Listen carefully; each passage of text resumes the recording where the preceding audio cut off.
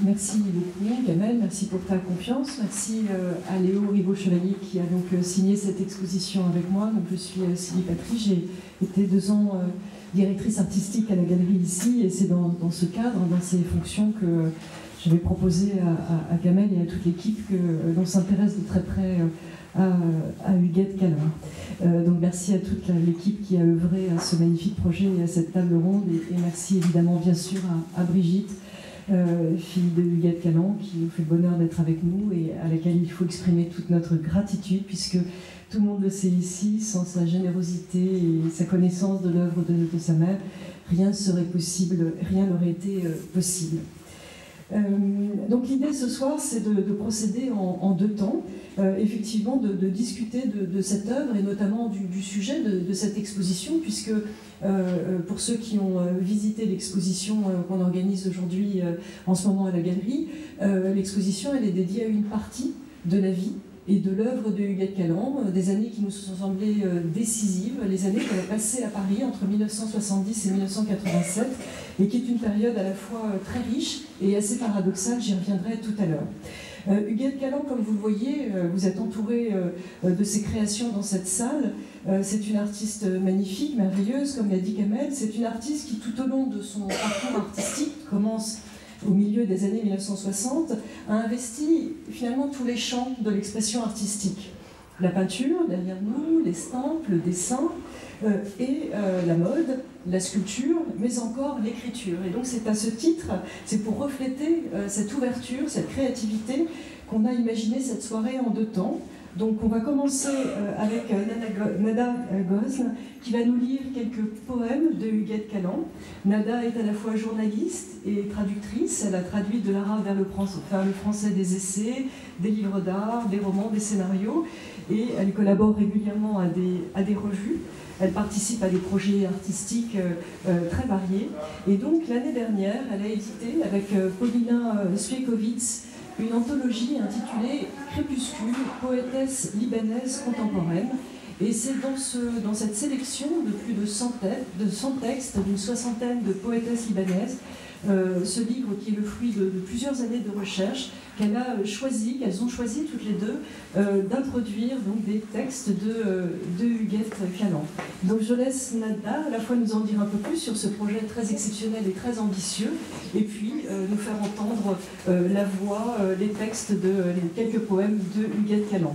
Et ensuite nous commencerons une discussion autour de l'œuvre de Huguette et précisément de ces années parisiennes, avec donc Christine Massel et Morane Montazami que j'introduirai un petit peu plus tard. Merci. Merci beaucoup Sylvie, merci pour l'invitation. L'idée de l'anthologie des poétesses contemporaines libanaises que vous voyez ici, c'est un ouvrage trilingue en arabe, anglais et français, puisque ce sont des personnes qui écrivent dans les 3 langues, en fait, dans toutes les langues, mais parce qu'elles sont autour du monde. Et on a choisi ces 3 langues parce qu'il y a un trilinguisme qui caractérise ce pays. Et donc Huguette Callan écrit en français. Et en fait, l'idée de l'ouvrage, c'est de publier de la poésie contemporaine parce que c'est un genre qui réapparaît. En fait, la poésie contemporaine fait renaître la poésie de manière générale via les centres d'art contemporain. En intégrant les centres d'art contemporain en tant que pratique d'artistes visuels multidisciplinaires, la poésie redevient au goût du jour.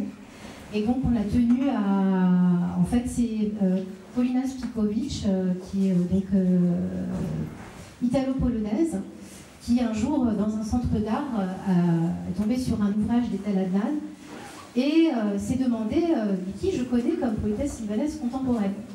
Et elle a trouvé aucun nom. Donc elle m'a appelée, elle m'a dit il faut faire quelque chose pour remédier à cette invisibilité, parce qu'il y en a beaucoup en fait, il y en a sûrement beaucoup, mais on ne les connaît pas. Et comme dans l'art contemporain, on fait face à une invisibilisation des femmes pendant longtemps, pendant des décennies, dont Huguette Callan, dont la première exposition solo a lieu ici et posthume. Et c'est pareil pour les poétesses. Donc on a pensé à Huguette Callan parce que c'est une artiste multidisciplinaire qui a une pratique de l'écriture, Alors pour vous en dire un peu plus sur l'ouvrage que vous trouvez en librairie et sur internet, il regroupe donc un siècle de poésie contemporaine. Donc la poésie contemporaine libanaise a commencé en même temps que la création du Liban, en petit Liban en 1920, comme si quelque chose a bougé à ce moment-là.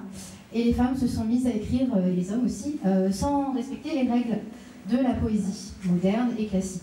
Donc c'est comme ça qu'est apparue la poésie contemporaine. Et Huguette Callan, comme vous le disiez, dans les années 60, a produit des textes. Est-ce que vous aviez d'autres, avant que je commence la lecture, je peux peut-être vous montrer un peu... dans l'ouvrage, on a donc deux textes et on a intégré un visuel d'Huguette Callan. Voilà. Donc en fait, toutes les poétesses de l'ouvrage ne sont pas des artistes visuels en parallèle, mais il y en a quand même plusieurs, dont Huguette Callan. Il y a aussi Laure Orolaïev, qui est une grande artiste libanaise qui est récemment décédée, qui a écrit des poèmes dans ses tableaux, à côté de ses tableaux. Et Tel Adnan, voilà, on en a des plus récentes comme Afa Fezerek, qui est assez connue maintenant à Beyrouth, et je pense qu'il va bientôt arriver dans les galeries à Paris, j'espère. Donc je vais commencer par un texte sur les femmes libanaises, voilà, puisque c'est le sujet d'Huguette Callan. Les yeux des femmes de ma ville sont messagers d'amour, survie qui raconte les vécus avec acceptation, simplicité, sans emphase, minimisant plutôt que l'inverse, un hochement de tête, une larme qui remonte au coin de l'œil. Bouleversante femme, porteuse de tragédie et d'espoir, ronde d'amour et de tendresse, perfide femme de Beyrouth, réservoir de sensualité. Ni les occupations, ni les préoccupations ne vous ont fait perdre ce regard, cet inoubliable regard sur la vie, sur la mort, sur l'enfance. Femmes de Beyrouth, que je vous aime, toutes, vieilles et dentées, jeunes, pleins de seins, de fesses, de grâce ou de problèmes.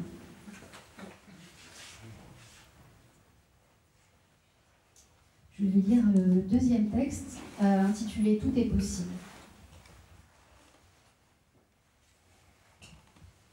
Tout est possible dans une ville démolie. Les ruines ne peuvent que laisser rêver d'espoir. Une région exsangue appelle aux transfusions, aux fusions. Le sang est dangereux de nos jours. Il est aussi porteur de mort comme les fusées. Nous courons tous les risques, mais peut-être de nous, cobayes, sortira un nous d'être guéris par la guerre. La souffrance, qui désirons la paix et la tolérance pour quelques générations à venir. Et puis un jour, d'autres générations souffriront d'autres guerres, généreront d'autres paix et retrouveront ce sol enrichi d'encore plus d'histoire, encore plus lourd de sensualité. Que j'aime ce pays, que je l'aime, encore plus que je ne le cachais. Je l'aime abstrait et concret et cadavérique, mutilé, proliférant d'autant de cancers que de grains de sable pollués. Pays plus vivant que les doux pays aux pelouses tondues, d'où suinte l'ennui, la pire forme de mort.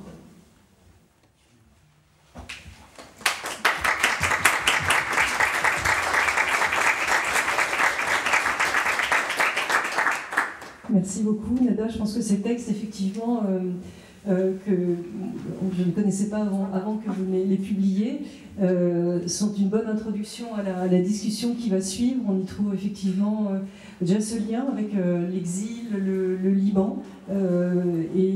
Dans cette salle, vous avez la seule œuvre qui fait référence au Liban et à la guerre, qui est ce très beau tableau que vous voyez tout au fond, qui s'appelle « Guerre incivile », où on retrouve ce travail sur le corps, mais ici, ça n'est plus le corps sensuel, ces seins et fesses qui apparaissent aussi dans le texte et dont on est entouré dans les salles, mais c'est un corps mutilé qui traduit justement cette douleur, cette souffrance, cette douleur de la guerre. Donc je pense qu'on est au cœur du sujet, entre Huguette, entre le Liban et Paris, entre l'écriture et la peinture, la présence du corps.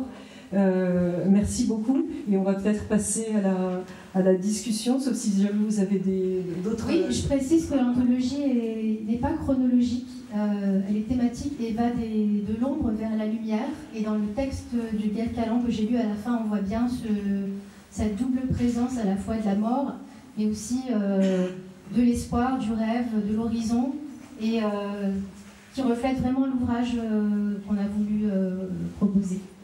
Merci. Merci beaucoup.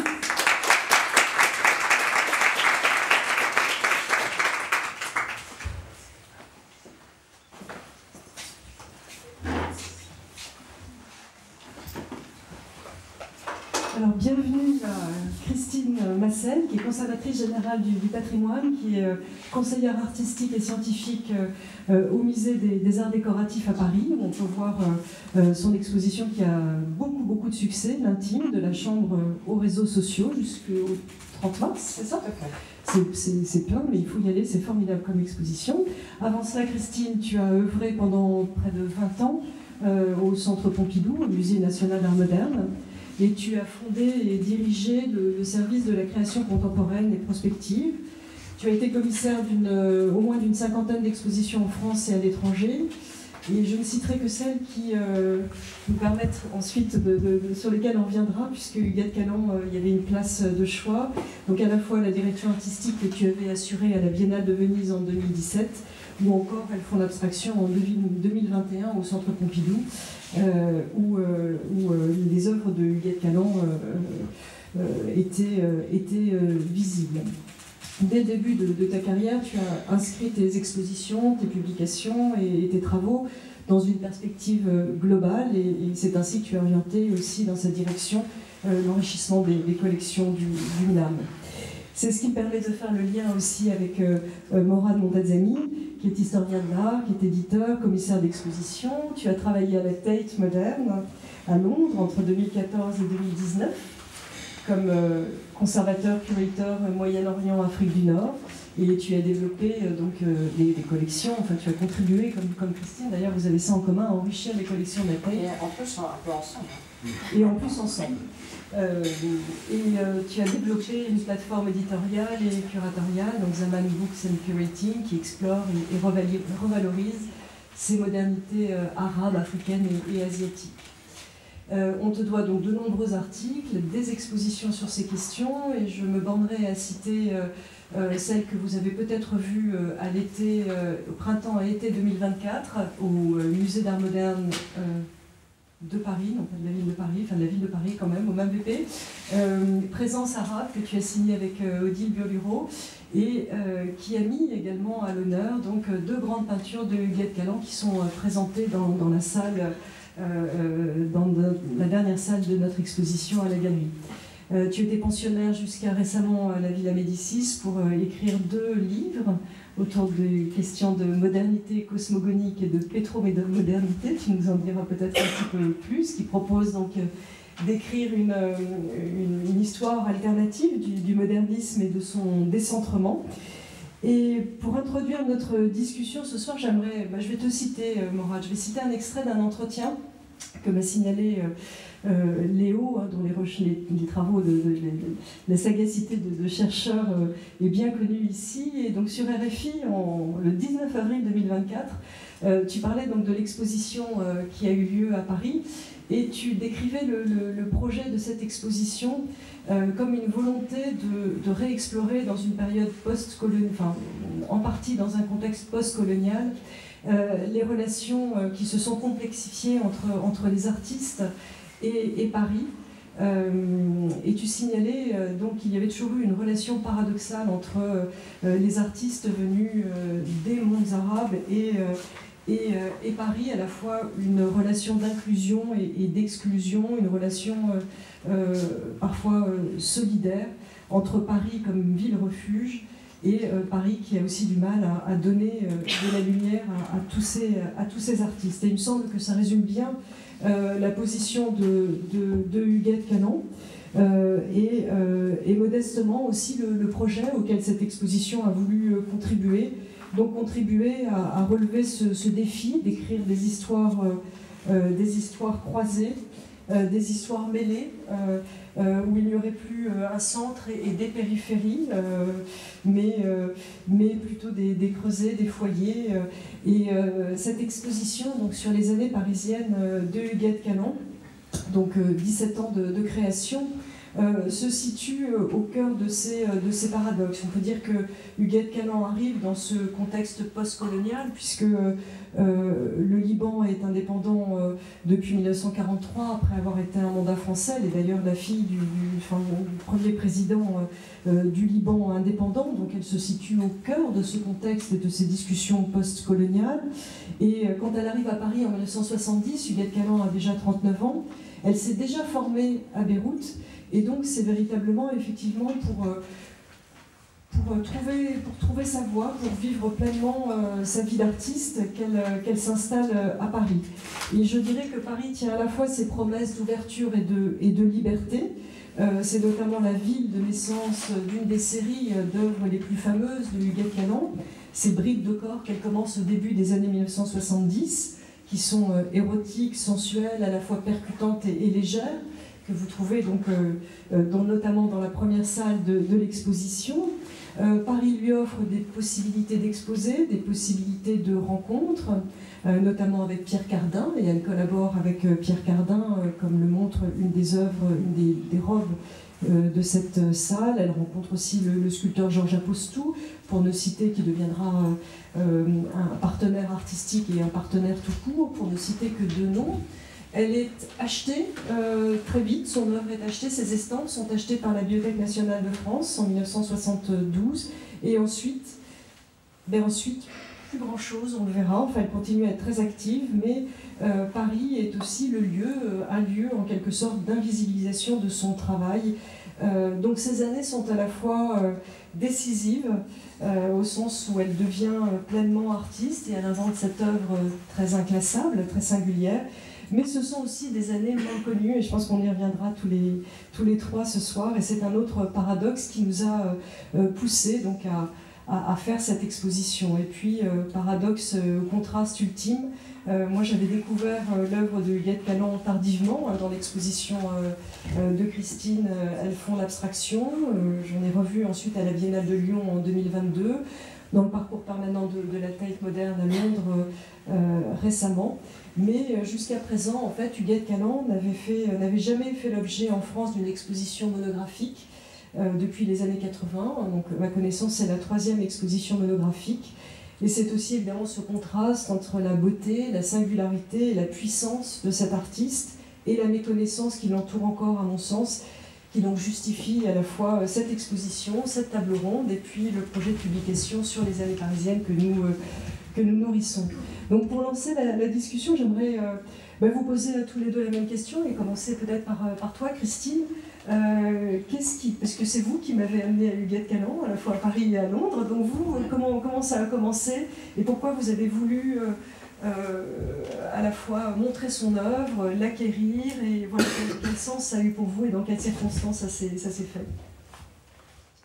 Moi, ça s'est fait de la manière suivante, c'est-à-dire qu'au Centre Pompidou, en fait, j'ai essayé d'élargir la question des acquisitions à ce qu'on appelait la mondialisation, qui avait commencé dans les années 90, donc on n'était pas en avance, si je puis dire. Il fallait rattraper un peu la scène française dans les années 2000, et pour moi, les années 2010, ça devait être un élargissement. Je ne dis pas qu'on n'avait pas acheté d'artistes non européens, bien sûr, mais il n'y avait pas eu un travail de fond qui avait été fait sur des territoires qui, à mon sens, avaient un lien particulier avec la France. Donc j'avais fait une exposition par rapport au pays de l'Est, en voyant tout ce qui se passait derrière le rideau de fer entre les années 50 et la chute du mur, notamment. Et il m'a semblé après que ce qu'on appelait à l'époque le Moyen-Orient, qu'on n'appelle plus comme ça depuis que Morad nous a rappelé qu'en fait, il fallait parler plutôt d'Asie, de l'Ouest, évidemment, et que donc ce Moyen-Orient, c'était encore quelque chose qui relevait d'un orientalisme qu'il ne fallait plus épouser. En tout cas, donc en 2012, je décide de créer le premier groupe international d'acquisition avec des amis au Centre Pompidou, sauf que je ne connais pas d'amis qui vont nous sponsoriser, donc c'est déjà un travail de rencontres de différentes personnes, et essentiellement au début, ceux qui sont vraiment engagés, C'était des amis saoudiens, de Jeddah essentiellement, qui étaient des collectionneurs internationaux que Morad connaît, puisqu'ils étaient aussi à la Tate, et des Libanais, avec ce lien évidemment du Liban à la France. Et donc en 2013, je travaille avec une jeune femme qui s'appelle Cyrine Fatoua, que j'ai recrutée dans le département, laquelle me dit « mais tu devrais aller voir un tel, etc. » Et donc je me rends compte en fait qu'il y a beaucoup de peintres libanais des années 50, 60 qui sont venus à Paris, certains oui, certains non, et qu'on n'a pas dans les collections. Je regarde évidemment ce qu'il y a au FNAC et notamment à l'Institut du monde arabe. Et donc je commence par faire une donation de Shafik Aboud, qui est un peintre aussi très important. Alors là, c'est une génération de peintres qui sont tous dans l'abstraction. Shafik Aboud, c'est quelqu'un qui est tout à fait reconnu à Paris, qui a une acquisition au FNAC. Et donc j'ai la chance de rencontrer Christine Aboud, qui a l'atelier toujours du père à Montsouris. Et c'est là où ça devient vraiment incroyable, c'est que en fait tous ces artistes, ils sont là encore, pour certains, ils ont des fonds, ils ont existé. Et moi, j'ai toujours été fascinée par le fait qu'on passait à côté d'œuvres importantes d'artistes. J'ai exposé Takesada Matsuutani, par exemple, qui est arrivé à Paris dans les années 70. Et il a été exposé au Centre Pompidou dans les années 2020.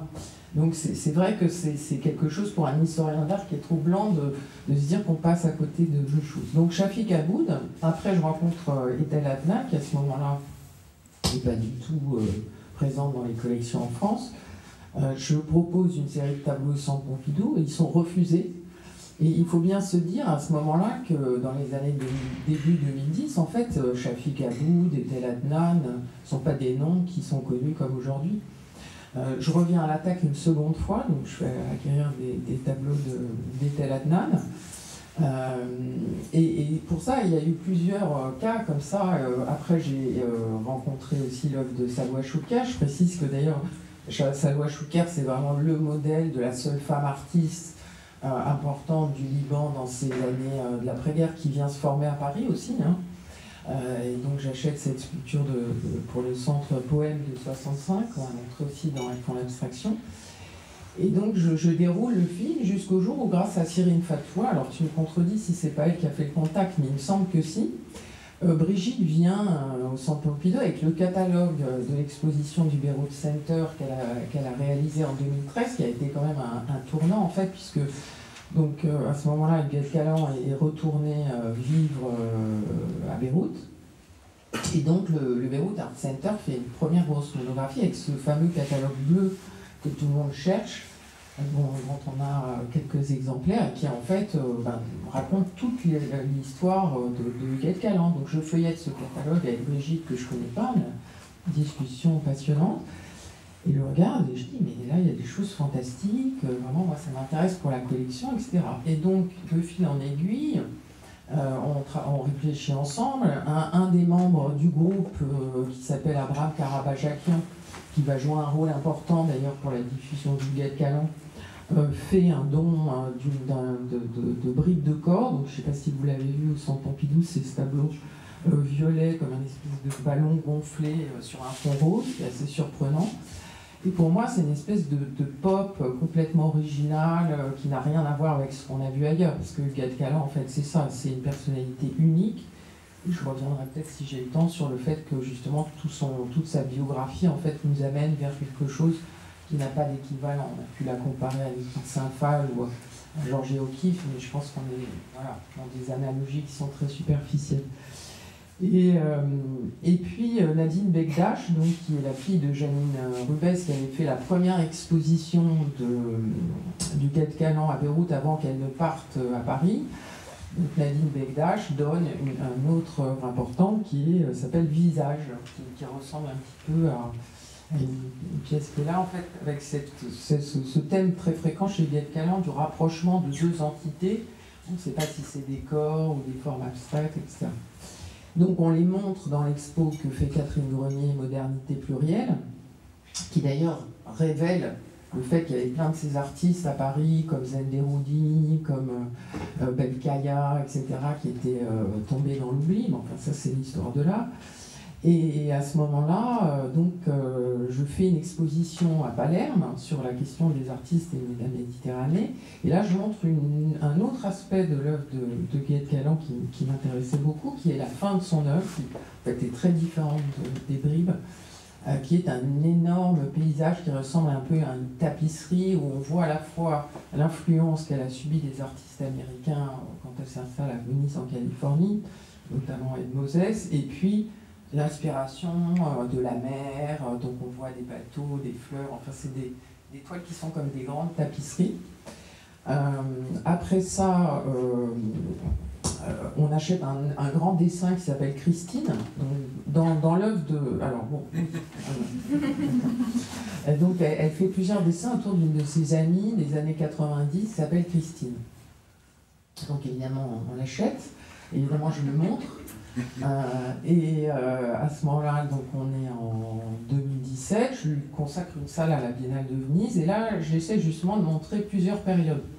Donc les premiers dessins de Paris, c'est-à-dire l'autoportrait pubis, qui est quand même pour une femme libanaise, à Paris bien sûr, mais on est en 71, quelque chose d'assez radical. Et d'ailleurs, Nadine Begdach disait du Guédé Caland qu'elle était quelqu'un qui cassait les tabous. Et ça, peut-être qu'on pourrait y revenir, parce que son style unique, c'est quand même une personnalité indépendante, qui a ce côté comme ça de joie de vivre, et en même temps, il y a Thanatos derrière, hein, tu l'évoquais tout à l'heure. Et puis, je ne sais plus où j'en suis, les Caftans. Donc les Caftans, sa collaboration avec Pierre Cardin, entre 73 et 77. Et les dessins Christine des années 90, voilà, qui forment un ensemble où on voit ce rapport au corps, à l'érotisme, qui est quelque chose qui m'a beaucoup fasciné chez elle. Et ce passage abstraction, figuration aussi très libre. Voilà, et puis dans Elles font l'abstraction, il me semblait évident de la mettre en position. Et je l'ai présentée aussi avec une autre peintre libanaise que j'ai fait acheter aussi à l'époque, donc Hélène Rall. Qui est un peu plus âgée qu'elle, hein, dont on achète un tableau de 58 et puis après un triptyque plus tardif, et qui avait cette galerie à Beyrouth qui l'a montré.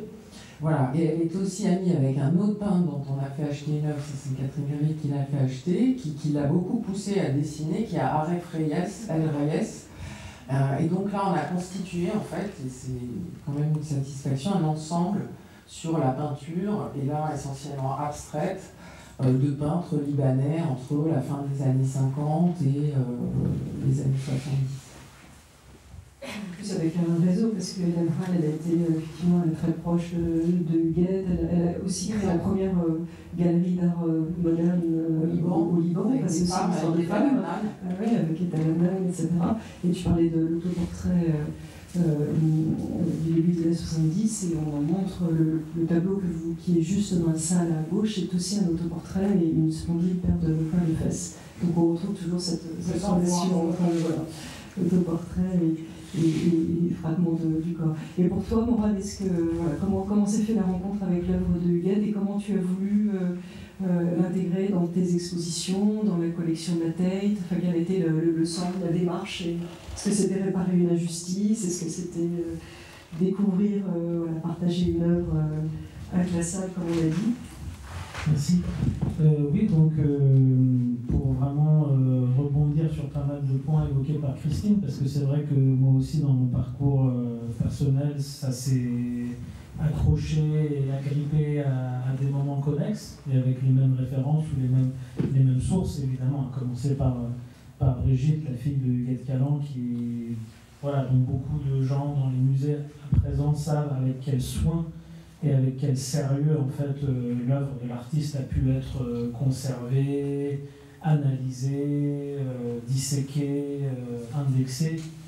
Donc moi personnellement, c'était aussi juste après cette fameuse exposition de 2013 au Beyrouth Exhibition Art Center, où effectivement le catalogue commençait à faire un peu référence. Moi je suis entré à la tête en 2014.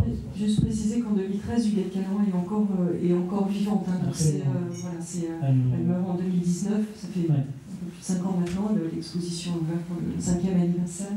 Elle est encore vivante. Absolument, elle est encore vivante. Elle a eu le plaisir, je pense, quand même de profiter d'une certaine redécouverte dont son œuvre a fait l'objet, même si je sais que pour les artistes de cette génération, ça pouvait être parfois aussi un peu avec amertume.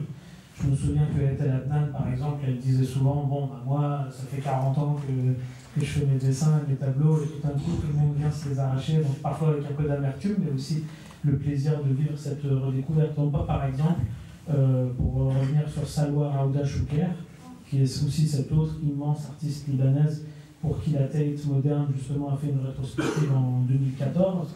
Donc je m'en souviens parce que c'est l'année où j'arrivais justement à la Tate, et moi en tant que jeune chercheur sur les modernités arabes, j'étais très impressionné à l'époque de venir dans le Grand Musée d'Art Moderne de Londres et de voir une exposition rétrospective dédiée à une femme libanaise.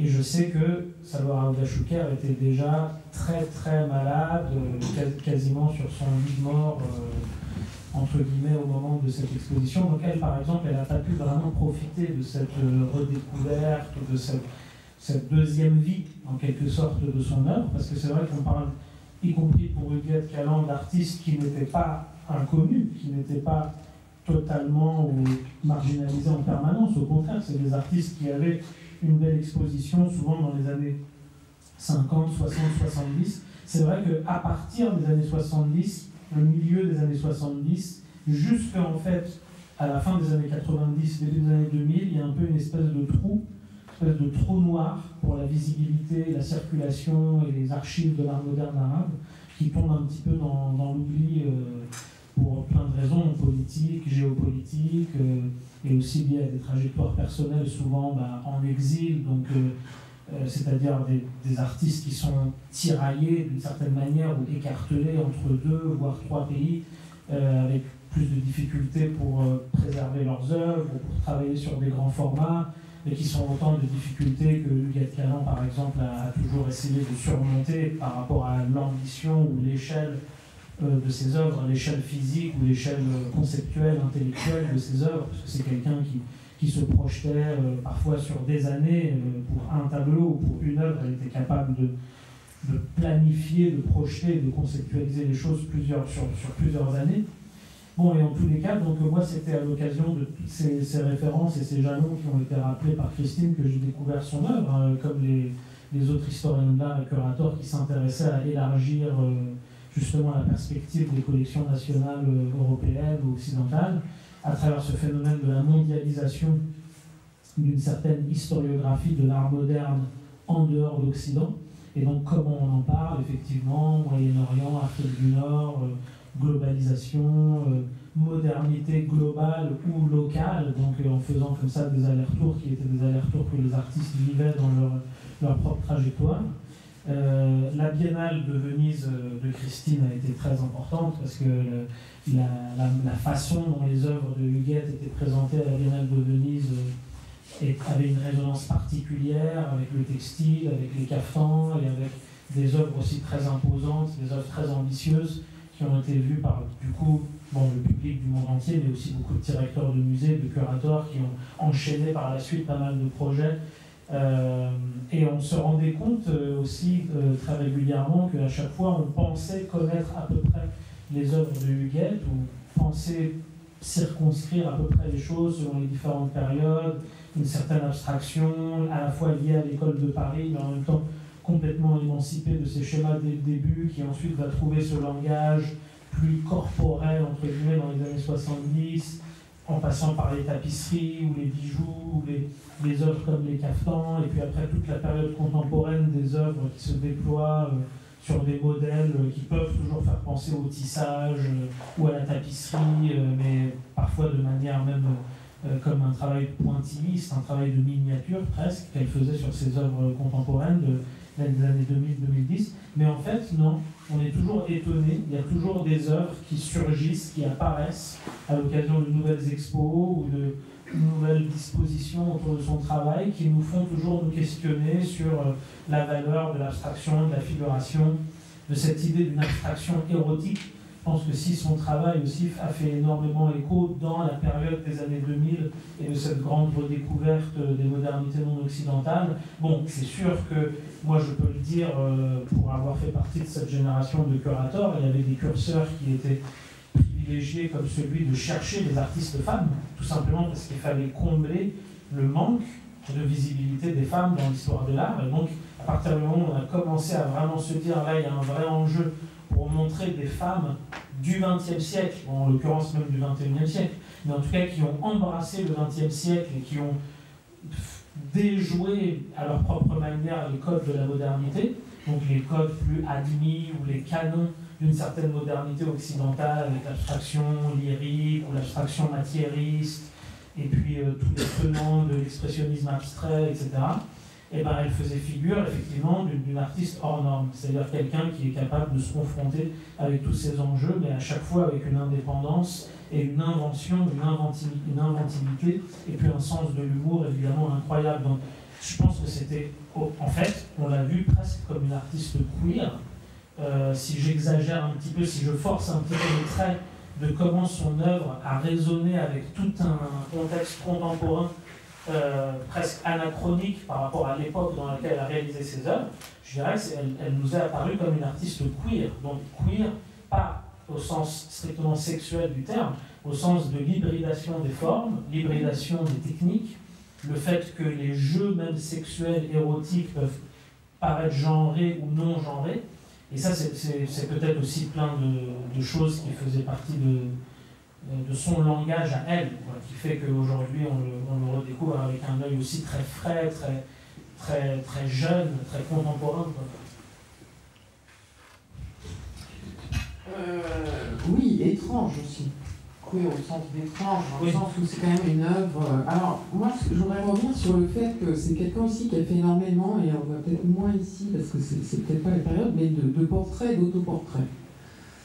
Et je pense qu'il y a vraiment une attention à la personne humaine chez elle qui est vraiment quelque chose de crucial, c'est-à-dire à la fois de son propre corps et à la fois de la relation à l'autre, que ce soit dans cette dualité qu'on perçoit très souvent chez elle.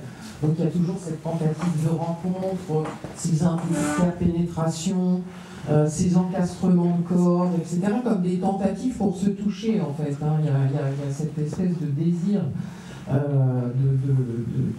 de prégnance. Et puis il y a aussi tous ces dessins où on voit des foules qui s'encastrent. Alors là, il y a cette dimension quasiment orgiaque, ou ce désir du commun, en fait, qui ressort très fort.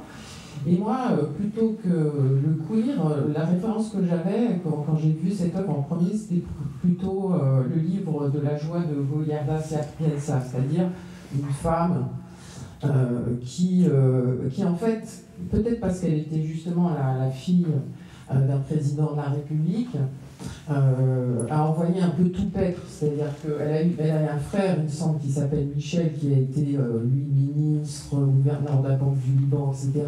Elle a un père qui était président.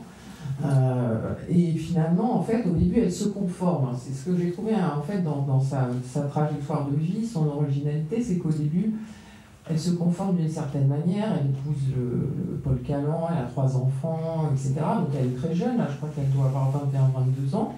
Et puis elle dessine depuis son adolescence, mais elle n'a pas décidé encore d'en faire le centre de sa vie. C'est pas quelqu'un qui est une artiste de fraîche date, en fait. Hein. Elle commence à 34 ans. Elle attend la mort de son père, en fait, pour se lancer. Et c'est pour ça que là, il y a 2 choses qui sont importantes et fondatrices. Il y a son rapport à son propre corps, où elle est, on le sait, elle le dit en rigolant, mon excédent de bagage et tout, en surpoids. Donc c'est un thème qui va être très fort dans sa peinture. On va avoir toujours des blow-up, ou quand elle fait ses autoportraits, ces détails de fesses qui ont l'air assez girondes, etc. Donc ce rapport problématique à son propre corps, et donc de son propre corps avec celui des corps des autres. Et puis quand même une chose qui assombrit un petit peu le tableau, qui en même temps, on peut dire peut-être l'empêche de se réaliser tout de suite, c'est le cancer du père qu'elle accompagne, et tout ça, et qui fait que son premier tableau, en fait, celle que Brigitte reproduit dans le livre, qui est assez émouvant, ce tableau abstrait qui a une sorte de soleil, c'est le premier tableau On est en 65 et elle a 35 ans pratiquement. C'est-à-dire que son père vient de mourir. Et quand son père vient de mourir, c'est la grande figure en fait, elle commence à aller dans l'art. Donc là, il y a quand même quelque chose d'une femme qui va envoyer paître beaucoup de choses, y compris sa famille, ce qui est quand même quelque chose d'assez violent pour la famille, et aussi une trajectoire quand même complètement originale. C'est-à-dire que sa famille, elle vit en France. Et une autre artiste radicale l'a fait avant elle, c'est Lydia Clark. Et j'ai trouvé qu'il y avait beaucoup de similitudes dans leurs histoires de vie, c'est-à-dire au début une certaine conformité, puis tout d'un coup on tente l'aventure de l'art, mais ça doit être complètement radical. Et radicale, elle a été parce que quand elle est arrivée à Paris, en fait, elle n'a pas suivi pour les Beaux-Arts. Elle n'a pas fait comme Chouquet, qui était allé chez les géologues. Elle a continué son travail personnel, et même si elle avait été un peu formée par un peintre à Beyrouth, en fait, c'était que sa propre inspiration. Donc ça, c'est quelque chose d'assez fascinant, cette force, en fait, cette capacité de rire dont tu parlais, qui va faire que va s'ouvrir cette période d'hybride. Mais avant ça, elle réalise quand même des peintures, on va dire, on sent qu'elle ne sait pas où encore elle va avant d'être à Paris, en fait. Il y a des autoportraits, un autoportrait où il y a un œil fermé, un œil ouvert, qui fait penser à Bronner, quoi, le regard intérieur et extérieur. On sent qu'elle va aller vers quelque chose, mais elle n'y est pas encore. Et à Paris, alors qu'est-ce qui se passe pour qu'elle trouve cette liberté? En fait, elle est seule peut-être aussi, hein. Elle est entourée de ses amis, mais elle est confrontée à elle-même.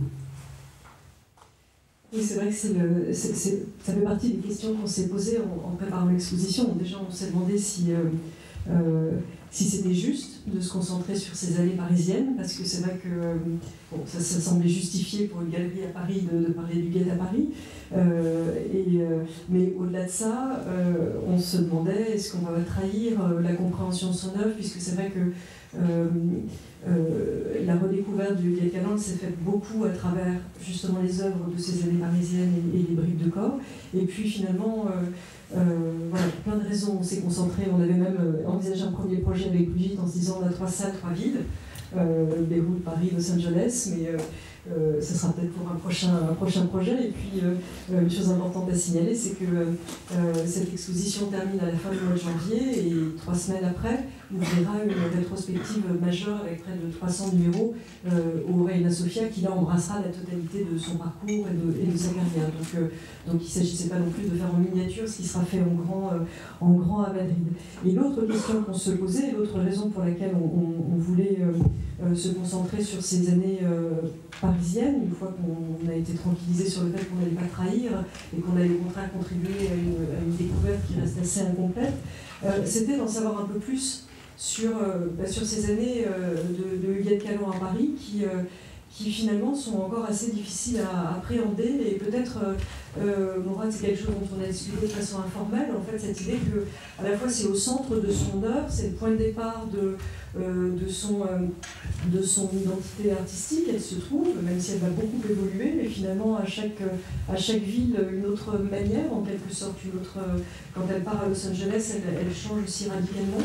Mais on voulait un petit peu mieux comprendre comment ça s'est passé pour elle à Paris, un peu dans l'esprit de ce que tu as fait avec Odile au Musée d'Art Moderne, cette exposition sur les présences arabes, c'est-à-dire concrètement, quand on arrive et qu'on est artiste, qui on rencontre, comment on fait, où on expose. Peut-être tu peux nous en dire un petit peu plus. Oui, mais bon, malheureusement, en restant assez évasif, parce que j'ai pas non plus fait une étude microscopique de sa vie à Paris, malheureusement, parce que j'ai pas eu l'occasion d'aller de manière si approfondie dans sa biographie parisienne. Mais pour voir les choses peut-être un petit peu plus haut, effectivement, de toute façon, au moment où elle décide de venir à Paris, ce qui va être fondamental d'une manière ou d'une autre, comme vous l'avez bien expliqué, parce qu'on voit à quel point les œuvres qui sont dans cette exposition sur les années parisiennes sont absorbantes et fascinantes et provocantes. Et, encore une fois, je souligne la qualité de cette exposition qui est vraiment impressionnante, des œuvres qui nous entourent. Donc ça, c'est la preuve, on l'a en face de nous, que Paris, pour elle, ça a représenté quelque chose d'important. Mais après, sur sa vie quotidienne, c'est vrai que moi, j'en sais pas beaucoup. Ce que je sais, en revanche, c'est que, de manière générale, Paris n'était plus déjà à ce moment-là la capitale mondiale de l'art qu'elle était, évidemment jusqu'à la Seconde Guerre mondiale et jusqu'à ce que, entre guillemets, New York et les États-Unis prennent cette place de capitale mondiale des arts à Paris. Ce qui fait que de toute façon, la relation du Muguet à la France, c'était aussi une relation, on va dire, historique, au sens de la relation historique coloniale entre la France et le territoire syro-libanais, et en plus étant une fille d'homme politique. D'ailleurs, pour boucler la boucle, il y a un nouveau président qui a été nommé aujourd'hui au Liban. Élu, pardon. Élu. On peut utiliser ce mot, élu. Donc ça permet de boucler la boucle aussi avec cette histoire, donc qui maintenant n'est plus franco-libanaise, puisque les Libanais sont indépendants depuis longtemps, et même si la politique française voudrait parfois qu'il y a ce lien qui perdure, mais en réalité, tout montre aussi bien que ces liens coloniaux se sont presque totalement défaits. Donc elle, de toute façon, à mon sens, quand elle arrive à Paris, elle est aussi dans un monde, peut-être qui est déjà un monde qui s'est déjà refermé, c'est-à-dire ce monde du Paris très cosmopolite, à la fois lié à l'histoire coloniale et aux indépendances des pays colonisés par la France. C'est un cosmopolitisme post-colonial qui est déjà en train de se refermer un petit peu, déjà dans les années 70. Donc, mais elle était en lien évidemment avec plein d'artistes à Paris, y compris même des poètes ou des auteurs libanais comme Salah Stétier, qu'elle continuait de côtoyer, qui avait écrit sur son travail ou avec qui elle avait exposé. Donc il y a dans sa bibliographie et dans sa liste d'expositions des expositions à Paris. Bon, il y a notamment les expositions qu'elle a faites avec Wadda Faris, qui était assez important parce que pour le coup, Wadda Faris était un galeriste irakien exilé au Liban qui a participé un petit peu à la movida libanaise et à l'âge d'or de l'art contemporain au Liban, justement, puisqu'il avait participé à la galerie One et la galerie Contact avec Hélène Khal, justement, qui était l'amie et la collègue de Huguette Calan. Donc, de toute façon, une fois à Paris, il y avait peut-être plus cette movida ou cet âge d'or libanais qu'elle a connu à travers ses galeries auxquelles elle a participé, dans lesquelles elle a exposé. Il y avait une autre vie artistique qui était peut-être moins propice pour une femme arabe, mais au sens complexe de femme arabe, parce qu'elle se vivait comme arabe, mais elle se vivait aussi comme citoyenne du monde, bien sûr. Et en fait, c'est confirmé par le fait qu'ensuite, quand elle va aux États-Unis, il y a une ouverture aussi plus grande et même plus propice à la visibilité finalement de son travail dans ses œuvres contemporaines, puisque ça va ensuite se vérifier avec la visibilité qu'elle va avoir, aussi modeste soit dans les dernières années de sa vie. Donc voilà, sinon sur Paris en tant que tel, il y a les salons auxquels elle a participé. Donc salon des réalités nouvelles, et par exemple le salon des réalités nouvelles est aussi un salon qui a construit une certaine orthodoxie de l'art abstrait auquel elle échappait totalement. Donc par exemple, imaginez qu'elle a exposé au salon des réalités nouvelles où l'abstraction était érigée dans une certaine doxa antifigurative ou autre, alors qu'elle est dans des formules esthétiques et dans des combinaisons visuelles qui sont déjà au-delà de ça, justement. On peut parler d'abstraction érotique ou de semi-figuration, ou ni figuratif ni abstrait. Toujours est-il qu'elle expose aussi dans des endroits qui vont pas forcément, qui sont presque limités, je dirais, pour elle, ce qu'elle montre et ce qu'elle dévoile dans ses œuvres, parce qu'elle ne rentre pas dans ces orthodoxies de l'abstraction, la figuration, ou ces types de salons, même si elle a donc exposé, salon de comparaison. Par exemple, salon de la jeune peinture, apparemment, elle n'a pas exposé. C'était un salon qui était très politisé. Donc, c'est-à-dire, à cette époque-là, si vous faisiez des œuvres comme les œuvres d'Huguette, c'était pas assez dénonciateur ou pas assez gauchiste, peut-être, pour être au salon de la jeune peinture, qui était très, justement, antifasciste, anticolonialiste. Bon, donc, elle échappait un petit peu à toutes les catégories et elle se retrouvait périodiquement exposée dans des plateformes qui, parfois, n'étaient pas, entre guillemets, à la hauteur de ses innovations ou qui pouvaient avoir tendance plutôt à la mettre dans une case plutôt qu'à la révéler entre guillemets au grand public. Et je crois qu'il y a des témoignages aussi qui montrent qu'elle en a un petit peu souffert, enfin qu'elle ne se sentait pas assez d'occasion de se montrer ou de montrer son travail de la bonne manière à Paris, c'est peut-être pas la seule raison de son départ aux États-Unis, mais en tout cas la France ne lui a pas offert Bon, il y a eu des collaborations avec Pierre Cardin qui sont importantes, qui donne du relief à tout ça aussi, à cette vie parisienne. Est-ce qu'il y a d'autres un contexte politique. Elle a été soutenue par Raoul Jean Moulin, quand même, hein, qui a fondé la collection du Macval, qui était, lui, hyper politisé, communiste, donc je pense pas que c'est ce qu'il ait trouvé dans l'œuvre de Huguette. Il y a quand même eu des personnalités qui ont vu ce travail, mais je voudrais aller au-delà, effectivement, de la question des femmes arabes, c'est-à-dire que femmes arabes ou hommes arabes ou d'Europe de l'Est ou japonais, enfin, je veux dire, dans les années 70, il n'y a pas un regard global et international des gens qui travaillent en France sur ceux qui peuvent être à Paris. Hein. On est quand même à cette époque-là dans la domination de l'art américain. On est en 71 avec la Biennale qui est dirigée à l'époque par la Biennale de Paris, je veux dire par Abadi, Suzanne Pagé et Alfred Pachman, avec l'arrivée des gens comme Zona Bunt, l'Expo, quand les attitudes deviennent fortes de 69, on est dans une idéologie américaine qui de toute façon a été préparée dans l'après-guerre. Donc il n'y a pas un regard en fait, et c'est ça que moi une chose qui m'avait vraiment surprise et troublée, c'est que me dire mais en fait on ne sait même pas ce qui s'est passé dans les pays qui nous entourent et avec lesquels on était en lien. Et ça, c'est assez frappant. Et ce qui me frappe encore plus, c'est quand je retrouvais dans des catalogues de Biennale des artistes comme, je ne sais pas, Rachel Ozozievich ou Alina Chapotnikov, qui peut être un grand exemple d'une femme qui vivait à Paris, qu'on a redécouvert tardivement, et entre parenthèses, parce qu'on avait fait l'expo Promesses du passé et que Johanna Mikowska, qui dirige maintenant le musée de Varsovie, avait voulu l'exposer. Et c'était la première fois qu'elle était réexposée à Paris, au Centre Pompidou. Donc en fait, c'est vraiment une question, je veux dire, et c'est pour ça que peut-être regarder et exposer Huguette Calin aujourd'hui, c'est tellement important, c'est regarder à 360 degrés, n'hésitez pas à recevoir les gens, aller dans les ateliers. Moi, j'ai encore découvert récemment un artiste qui vit à Paris, Milton Becerra, qui vit là depuis 30 ans, qui a une œuvre incroyable. Enfin, je veux dire, voilà, il faut toujours aller au-delà des frontières qu'on nous impose ou qu'on s'impose, je ne sais pas. Mais c'est vrai que Ethel Adnan, elle a vécu exactement la même chose. Hein. Donc là, quand je parle des années, quand la documenta de Caroline Christophe Barkaïev, c'était en 2016 peut-être, un truc comme ça. Donc elle avait commencé à peindre en 1954. Donc les chemins sont parfois longs pour les femmes, pour les hommes. Hein, je veux dire, l'invisibilité, elle existe aussi. Parce que je pense que c'est des gens aussi qui n'arrivent pas à créer des réseaux à leur époque qui sont suffisamment importants pour toucher les personnes qui sont décisionnaires, en fait, tout simplement. Ou qui n'ont pas envie. Ça serait intéressant de savoir, c'est une question que je me suis posée, comment elle s'était comportée aussi quand elle était à Paris pour faire voir son travail, parce que on sait que c'est très important cette question de la démarche. Et puis ensuite, quand elle va aux États-Unis, là il y a un changement.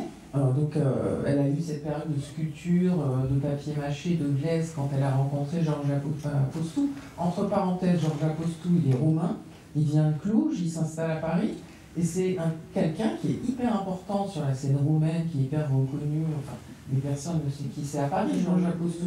On dit, elle était mariée à Georges Apostou. On ne sait pas qui c'est. Donc c'est un sculpteur important dans l'héritage de Brancusi, et qui va l'initier à la sculpture, et c'est là qu'elle commence à faire ses sculptures en papier mâché, où, bon, là, elle va dans une direction, à mon avis, qui n'était pas la direction pour laquelle elle était faite, parce que de toute façon, à la mort de Georges Apostou, qui l'incite à partir en Californie, et bien là, elle va aller à nouveau vers la peinture. Mais il y a un changement, et moi, en regardant un peu le cercle des gens qu'elle fréquentait, comme la Rivelle et tout ça, et en voyant qu'elle a fait 4 sublimes portraits de Ed Moses, le peintre américain, j'ai regardé l'œuvre de Ed Moses et je me suis dit, c'est bien sûr en fait, toute cette abstraction des années 50, 60 de Ed Moses avec ses lignes. Il y a même une œuvre comme ça où elle travaille sur la question des lignes et elle va aller vers quelque chose de très différent, où on est dans quelque chose qui relève beaucoup du décoratif, ces immenses fresques, et aussi avec les États-Unis, peut-être la place qu'elle avait dans sa nouvelle maison de Venise, elle développe ces toiles récentes. Et effectivement, je suis très impatiente de voir l'expo du Reina Sofia pour, comme tu le disais, en fait, comprendre ces passages et puis ces réinventions de soi, au moment où en fait elle retrouve aussi sa famille, ces enfants qui, heureusement, sont là pour rendre compte de son travail. Oui, c'est vrai que c'est un très beau terme, l'idée de se réinventer. À chaque fois, ça semble bien décrire en fait, son parcours, sa vie. À chaque fois, une réinvention, des rencontres, une nouvelle vie, un nouveau... c'est quand même vraiment effectivement une aventurière qui se remet dans un contexte inconnu. Mais c'est vrai qu'aux États-Unis, si on compare avec Paris, elle se connecte avec tout ce milieu artistique, mais qui finalement ne va pas tellement lui rendre beaucoup plus... non, je crois que c'est Connie Butler, je me souviens, hein, on s'était échangé, quand on s'était parlé, en fait, en 2013, il n'y avait même pas encore de contact, et je lui avais dit, je crois, contacte Connie Butler, parce que c'est la personne qui va sûrement le plus réagir, et puis après, tu avais fait les démarches, Brigitte. C'est vrai que on était dans la même situation en Californie qu'à Paris.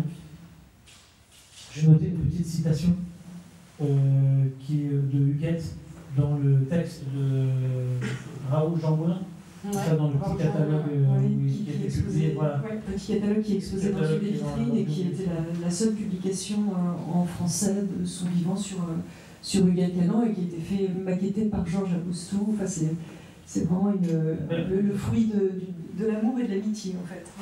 J'ai noté cette citation de Huguette sur son côté aussi un peu inclassable et hors catégorique. Donc elle dit « Je n'ai jamais fait la part des choses, ni dans ma vie, ni dans mon travail, mais je voudrais faire de ma vie et de mon travail une œuvre commune en relation avec les autres. Je parle, j'écris, je pense arabe, c'est ma langue maternelle. Comme depuis l'école, je parle, j'écris, je pense français. Ce qui ne va pas sans contradiction, puisque j'écris l'arabe de droite à gauche, alors que je dessine comme j'écris le français de gauche à droite. Il me faut être un bon mixeur, car recevoir, digérer, émettre, c'est la triple fonction de tout être humain, qu'il pense ou qu'il parle, qu'il écrive ou qu'il dessine. Merci.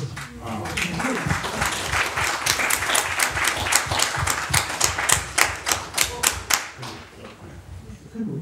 Merci.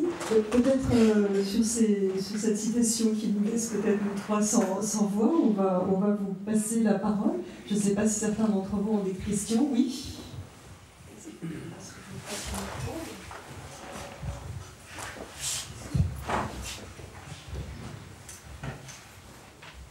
Bonsoir. Bonsoir Mourad. Juste pour revenir sur un propos que vous avez tenu par rapport à la question de la visibilisation des Arabes, de l'art arabe homme-femme, vous vouliez mettre dans le même registre que le reste du monde, à savoir le monde asiatique ou le monde sud-américain. J'ai envie de dire, parce qu'on connaît, Mourad connaît un ami commun, dont le papa était un grand artiste arabe, qui a émergé dans les années 50-60 et qui a été, pour des raisons politiques, parce que la politique fait partie de l'art, on le sait, que ce soit l'art dégénéré nazi ou le kamika, c'est un curseur qui existe dans l'art. Je pense que, et j'essaie de comprendre d'ailleurs, comment on peut imaginer qu'à une période, il y a une floraison d'artistes arabes qui ont été littéralement éteints et effacés. Et récemment, Ahmed Abdallah, par exemple, est apparu grâce au travail de certains qui l'ont soutenu, effectivement. Mais comment on peut imaginer, effectivement, qu'en France, il y a une martélisation de l'art? C'est un blocage. Parce qu'on voit que cet artiste, par exemple, de 70 à 87, elle vit en France, et très rapidement, vous dites qu'elle ne trouve pas les mêmes personnes. Il se trouve que dans les États-Unis, elle trouve ces personnes. Donc, quelle question, apparemment. Ce qui est certain, c'est que. Juste un instant. J'essaie de comprendre. Je pose des questions. Je ne suis pas dans le jugement, mais le sentiment que j'ai, c'est que comme la France a un passé colonial très, très fort, l'Afrique du Nord, une protectorat syro-libanais, d'ailleurs, je rends hommage au peuple libanais qui vit depuis 50 ans des atroces guerres qui ont été imposées. Il ne faut pas le dire, aujourd'hui, c'est encore en guerre, malheureusement. J'ai envie de dire simplement, est-ce que vous pouvez expliquer comment il se fait, aujourd'hui, qu'en France, il y a encore cette crispation, même s'il y a une légère ouverture, sur le caractère de la présence de l'art maghrébin ou oriental, sachant effectivement que le monde maintenant est un village planétaire et que cette situation devrait être dépassée. Est-ce que vous avez ce sentiment-là et est-ce que cette problématique est propre uniquement à la France ou c'est simplement le monde occidental qui réagit comme ça? Alors moi, personnellement, je ne suis pas crispé, justement, puisque j'ai... Personnellement, enfin, je ne connais pas l'histoire de l'artiste dont vous parlez, qui a sûrement subi ce que vous dites. Donc je ne me prononce pas là-dessus, mais alors pour ma part, je dis, je ne suis pas du tout crispé, puisque c'est moi qui ai ouvert la porte justement la visibilisation d'artistes d'Afrique du Nord, de Syrie, d'Arabie Saoudite. Je veux dire, j'ai été la première conservatrice du Centre Pompidou aller en Arabie Saoudite. On me disait, qu'est-ce que tu vas faire là-bas avec les abayas, etc. Donc, je ne me sens pas concernée par votre propos. Je n'ai pas dit que l'artiste arabe était dans la même situation que le japonais. Je veux dire, je disais juste qu'il y a quand même un manque d'ouverture en France à cette époque-là par rapport à des artistes qui viennent d'ailleurs et qui ne sont pas déjà inscrits soit dans des réseaux de galeries, mais c'est la même chose aujourd'hui, hein. Enfin, je veux dire, c'est la même histoire. Pour un artiste, pour être visible, la galerie, etc. Donc ils ne sont pas dans des réseaux de galeries, et qui vont rester dans des communautés, ils ne vont pas arriver à rencontrer les personnes institutionnelles. Mais aujourd'hui, le regard s'est énormément ouvert. Après, il y a toujours des oubliés, ça je m'en rends compte. Et j'en découvre encore avec passion. Mais tu as peut-être des choses plus précises. Non, bien sûr, sur l'histoire coloniale, c'est sûr. Hein. L'exposition au Musée d'art moderne à laquelle j'ai contribué s'appelait Présence arabe, art moderne et décolonisation. Donc, bien sûr qu'aujourd'hui, on ne peut plus penser l'histoire de l'art sans ce rapport au colonialisme et aux indépendances et tout ce qui a découlé des indépendances et éventuellement, malheureusement, dans le monde qui est le nôtre, des formes de néocolonialisme. Donc c'est vrai que déjà utiliser postcolonialisme, parfois pour certains, peut susciter une réaction en disant par exemple pourquoi on parle de postcolonialisme alors qu'il y a toujours des phénomènes de colonialisme et des phénomènes d'expropriation ou d'occupation dans les conflits qu'on connaît actuellement dans le monde. C'est pas forcément postcolonial, ça ne veut pas forcément dire quelque chose qui est totalement révolu. Au contraire, je pense qu'on a parlé de postcolonialisme pour la période des indépendances parce que les pays colonisés qui trouvaient leur indépendance ou prenaient leur indépendance se retrouvaient à devoir gérer des situations dans lesquelles pouvaient se réitérer les mêmes schémas qu'à l'époque du colonialisme, c'est-à-dire des schémas étatiques, des schémas d'exclusion, de racisme, qui malheureusement ne se sont pas arrêtés avec les indépendances, parce qu'il y a eu pas mal de conflits intercommunautaires ou géopolitiques dans les pays qui ont pris leur indépendance par la suite. Bon, donc voilà, donc, ce qui est important, c'est qu'aujourd'hui, on ne peut plus penser ni l'histoire de l'art, ni les collections de musées, ni tout programme artistique ouvert sur le monde, et voilà, avec un minimum d'éclairage intellectuel. Aujourd'hui, on ne peut pas faire sans cette histoire coloniale et postcoloniale.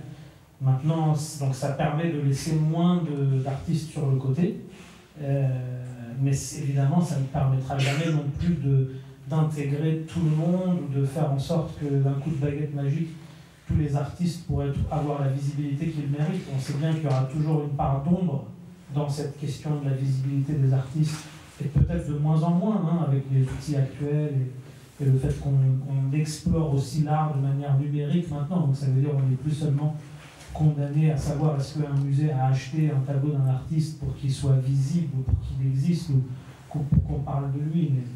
Mais après, la question est tellement vaste qu'on peut en parler pendant des heures, mais je ne sais pas par où commencer ou terminer. Mais merci pour la main. Est-ce qu'il y a d'autres questions? Je voulais poser la question, est-ce qu'il y a eu des efforts du gouvernement libanais, des affaires culturelles, pour la faire connaître à l'époque où elle n'était pas très connue? C'est ça, c'est que les pays arabes n'ont pas de politique culturelle, donc on peut mettre le droit sur la colonisation, mais ces pays n'ont toujours pas de politique culturelle envers leurs artistes. C'est un problème.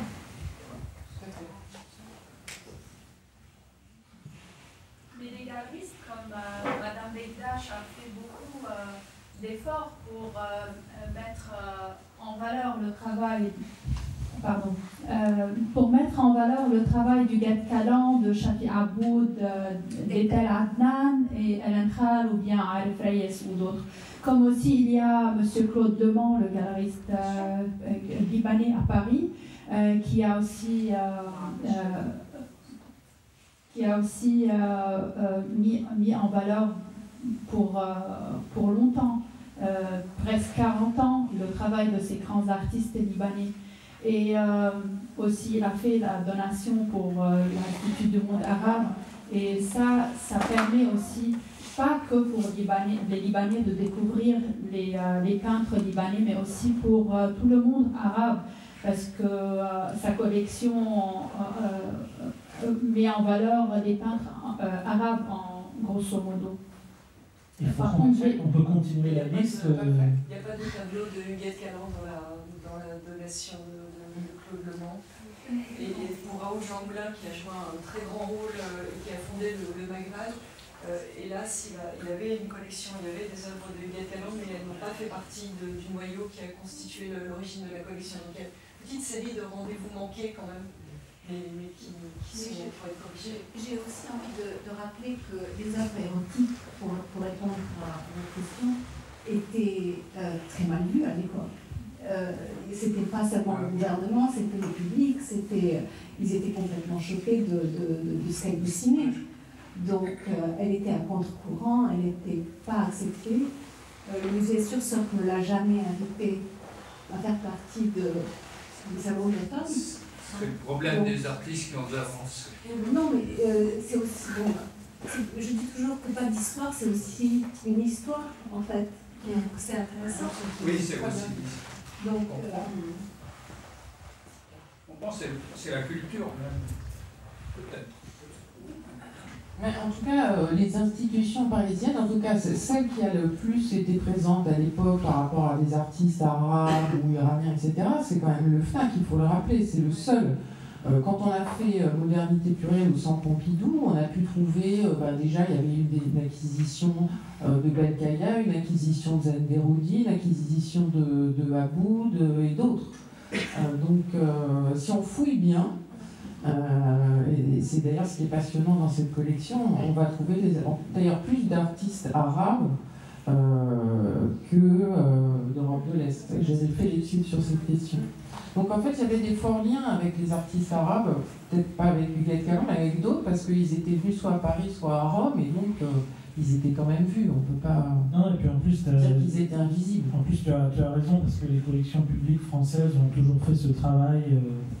Du coup, c'est vrai qu'on peut avoir un regard paradoxal, c'est-à-dire d'un côté, la France est un pays effectivement avec une histoire coloniale, post-coloniale compliquée qui a toujours rendu difficile la visibilité pleine et entière des artistes issus des territoires colonisés. Et d'un autre côté, il y a eu tout un tas de dispositifs, comme tu viens de le rappeler, et c'est vrai que la France a toujours collectionné les œuvres de ces artistes. Même s'ils n'ont pas eu la reconnaissance qu'ils méritent, ils font partie des collections. Donc c'est un peu le paradoxe, c'est-à-dire qu'il y a un patrimoine de cette histoire de l'art moderne arabe en France, et selon les périodes, elle est un petit peu plus silencieuse, un petit peu plus dans les réserves, ou à une époque comme la nôtre, davantage mis en avant, valorisée, ressortie des réserves. Exactement. D'ailleurs, l'exposition Présence arabe, je trouve qu'elle était vraiment bien bouclée. Et, moi, en tant qu'artiste, j'ai pu découvrir plein d'autres artistes arabes que je ne connaissais pas. Et l'enchaînement chronologique de cette exposition vraiment met en valeur tous ces artistes. C'est très gentil à vous, merci beaucoup. Merci beaucoup. S'il n'y a pas d'autres questions, il me reste à vous remercier. Attendez, Sylvie, s'il y aurait éventuellement une dernière question. Désolée, je parle beaucoup. Donc, ma question. Qu'est-ce que vous avez exposé de plus que ce que l'on voit? Alors, Reina Sofia, c'est une exposition qui aura 300 œuvres. Oui, il faut y aller. Oui. Plus de 300 œuvres et qui va couvrir l'intégralité de sa carrière, donc depuis ses débuts dans les années 60 jusqu'à ses derniers travaux dans les années 2010. Et donc c'est vraiment une rétrospective qui est, alors c'est pas nous, hein, c'est nous on est juste avant, c'est la commissaire, c'est Anna Feldman qui est une universitaire américaine et qui a aussi énormément travaillé, qui a fait énormément de recherches à la fois pour retrouver des œuvres et des recherches dans des archives, notamment avec la complicité de Brigitte. Donc son travail va aussi apporter beaucoup d'informations sur lesquelles parfois on est encore un peu sec et Anna, le catalogue va apporter aussi beaucoup d'informations, puis l'exposition va être sans doute super pour avoir vu la sélection sur papier. En vrai, ce sera magnifique. Est-ce que le MoMA peut acheter Le MoMA, oui. Il y a une œuvre au MoMA, il y a le Metropolitan Museum, la taille, comme on l'a dit, le Centre Pompidou, la plupart des grands musées contemporains. Enfin, il y a encore du boulot, il y a encore plein de gens qui doivent acheter des œuvres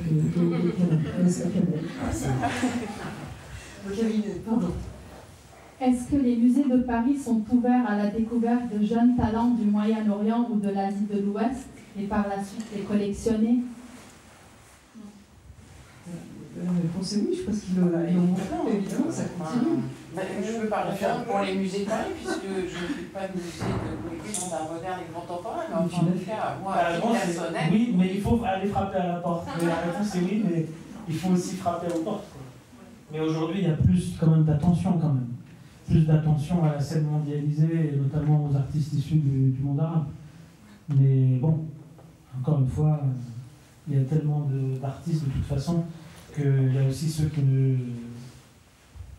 Disons, il ne faut pas penser à la place des artistes. Il y a des artistes qui veulent la visibilité, il y a des artistes qui ne veulent pas forcément la visibilité. Enfin, il ne faut pas non plus voir l'histoire de l'art juste comme quelque chose qui s'allume et qui s'éteint, et on donne de la visibilité ou on enlève la visibilité. Enfin, comme on a dit, pas d'histoire, c'est aussi une histoire. Donc, mais vous avez raison, les institutions, elles doivent continuer à faire leur travail, qui est de décoloniser les collections, décoloniser l'histoire, et donc ça passe beaucoup par l'histoire du monde arabe et de d'autres continents, d'autres pays, mais je prêche pour ma paroisse. Je voulais aussi poser une autre question. Le musée de la Méditerranée qui est à Marseille, est-ce qu'il participe à la présentation d'œuvres d'artistes méditerranéens? La Méditerranée est grande. C'est pas exactement la nature de ces collections qui sont plutôt sur des objets populaires, qui des sujets aussi qui le sont, les musiques arabes par exemple. Vous avez peut-être vu cette magnifique exposition, et évidemment il y a un lien avec le monde arabe, mais pas de collectionner des œuvres comme celle du Guet. On ne se marche pas trop sur les pieds là, entre Moussel, les arts modernes de la ville. Mais il y a encore du travail à faire dans les collections en France. Donc cette fois, il me reste vraiment à vous remercier. Merci.